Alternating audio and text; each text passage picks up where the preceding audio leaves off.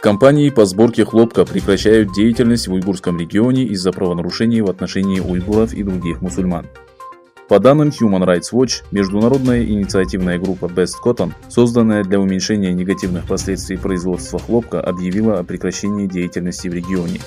Представители организации сообщили, что в Восточном Туркестане, где наблюдаются серьезные правонарушения в отношении уйгуров, рабочая среда становится все более неприемлемой. Компаниям, работающим в регионе, с каждым днем становится все труднее.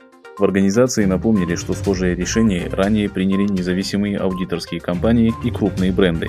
В прошлом месяце из-за трудовой эксплуатации уйгуров наряду с компанией H&M, производящей одежду, решение не поставлять хлопок из Восточного Туркестана приняли 5 компаний по контролю и сертификации.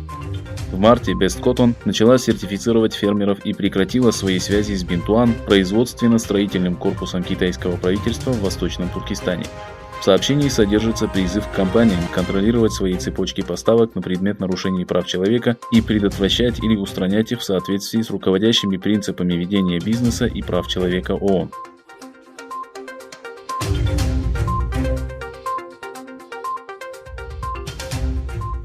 23 октября швейцарские СМИ опубликовали статью, в которой отмечалось, что тяжелое положение уйгуров усугубит напряженность между Китаем и Западом в ООН. В мае журналист Сильви Лассер опубликовала книгу под названием «Путешествие в уйгурский регион», в которой она приводит слова местных жителей о том, что уйгурская нация находится на грани исчезновения. Их почти невозможно встретить на улицах по всему Восточному Туркестану. Уйгурских женщин принуждают выходить замуж за китайцев. Уйгуры, проживающие за границей, не могут связаться со своими родными.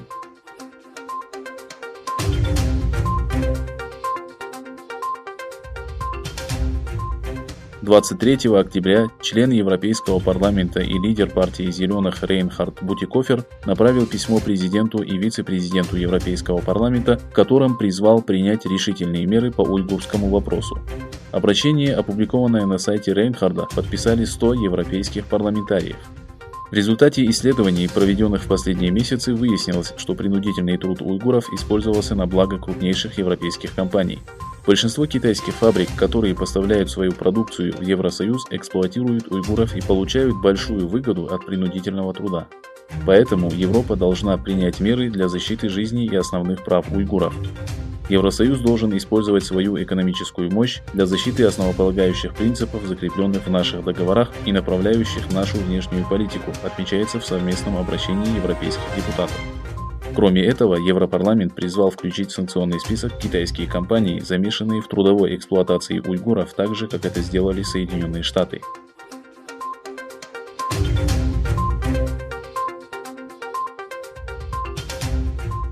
Китай объявил о встречных мерах в ответ на решение США определить еще 6 китайских СМИ иностранными миссиями.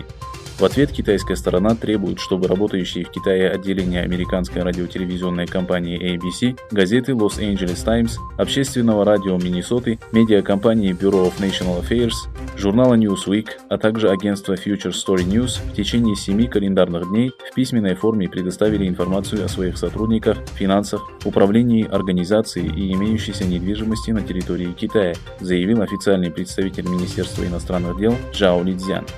Китайский дипломат заявил, что на прошлой неделе он уже озвучивал твердую и справедливую позицию китайской стороны, призвав США отозвать свое решение относительно китайских СМИ. Определение иностранной миссии обязывало китайские СМИ сообщать о своей деятельности и активах.